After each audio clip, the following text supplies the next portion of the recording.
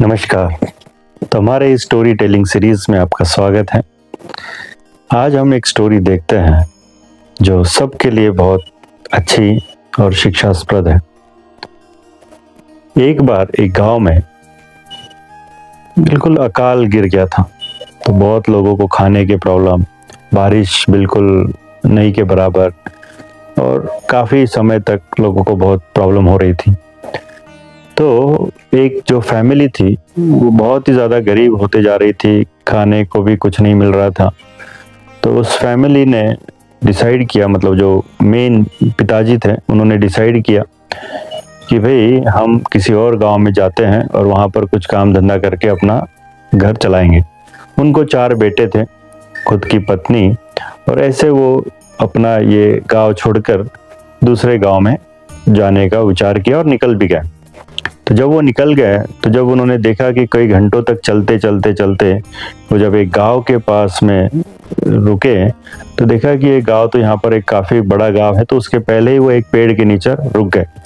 तो जो पिताजी थे उन्होंने एक प्रस्ताव अपने वाइफ और अपने बच्चों के सामने रखा कि यदि आप लोग यहाँ से कुछ जूट अगर जमा करो, जूट होता है जिससे रस्सी बनती है, तो यदि आप इसे अगर यहाँ पर अगर कोई पास में अगर आप ये जूट जमा करो तो इसका मैं बहुत अच्छे से रस्सी बना सकता हूँ और फिर उसको हम लोग यहाँ पर बेचेंगे इस गांव में और उससे फिर अपने को खाना मिलेगा, और अगर अच्छा हुआ तो फिर यहीं पर हम लोग अपना छोटा सा घर बनाकर यहीं रहने लगेंगे। तो सबने सोचा ठीक है। अब 4 बेटे थे, पत्नी भी थी, सब लोग चले गए। राइट, तो वो जिस पेड़ के नीचे रुका था उस पेड़ के नीचे उसने अच्छी सी जगह बनाई और फिर वहाँ पर उन्होंने सोचा कि यहीं पर अपना डेरा डालते हैं।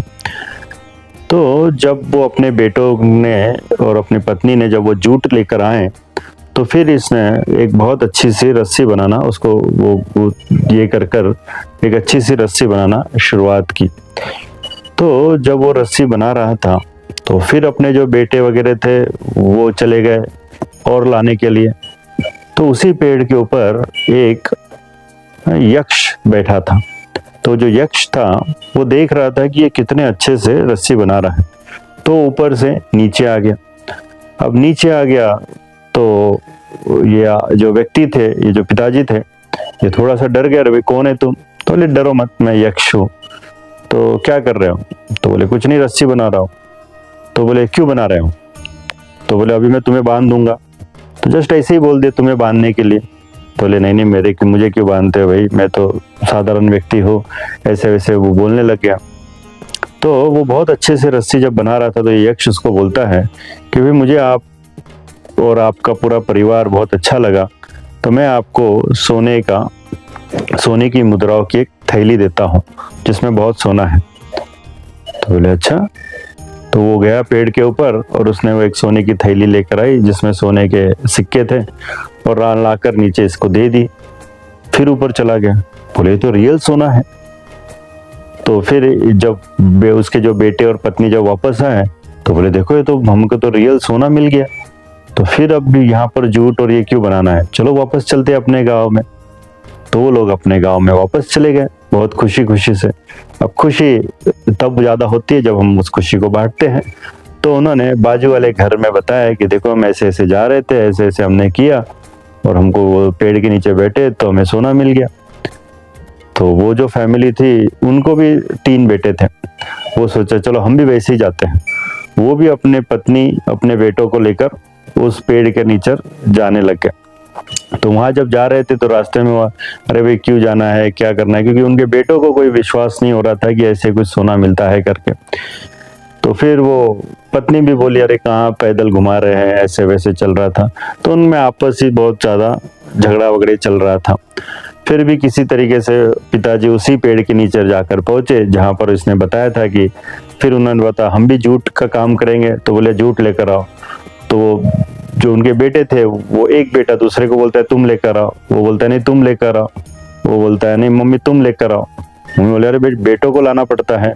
तो ऐसे उनका आपस में चलता रहा। कोई चला गया पानी पीने के लिए, कोई चला गया इधर ऐसे ही टाइम पास करने के लिए।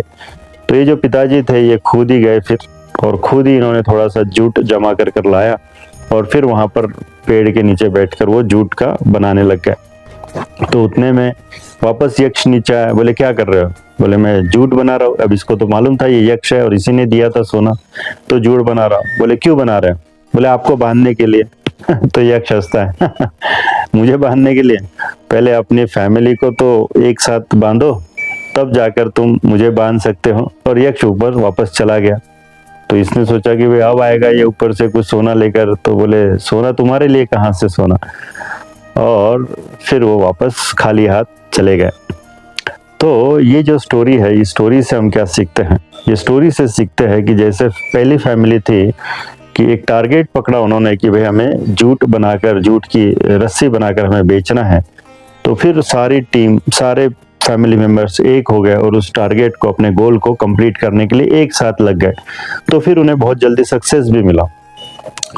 उसी प्रकार से और दूसरे फैमिली में आपस में ही बन नहीं रही थी, तो फिर कोई एक टारगेट पकड़कर कैसे कोई जीत सकता है?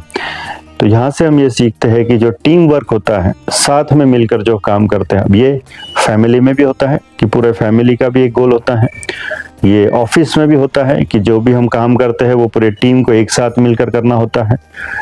और जब हम लोग ये छोटे छोटे ग्रुप्स बनाते हैं, स्कूल में भी जब हम लोग छोटे छोटे ग्रुप बनाते हैं बच्चों के वगैरह, वो ग्रुप भी एक टीम बन जाती है, राइट। इवन स्पोर्ट्स में भी हम देखेंगे कि अगर एक टीम साथ में बनती है तब जाकर हम अपने गोल को अचीव करते हैं। तो इंग्लिश में कहावत है, true strength lies in unity, कि यूनिटी में ही सबसे ज़्यादा स्ट्रेंथ जो होती है, क्योंकि वो साथ में मिलकर काम करते हैं। धन्यवाद।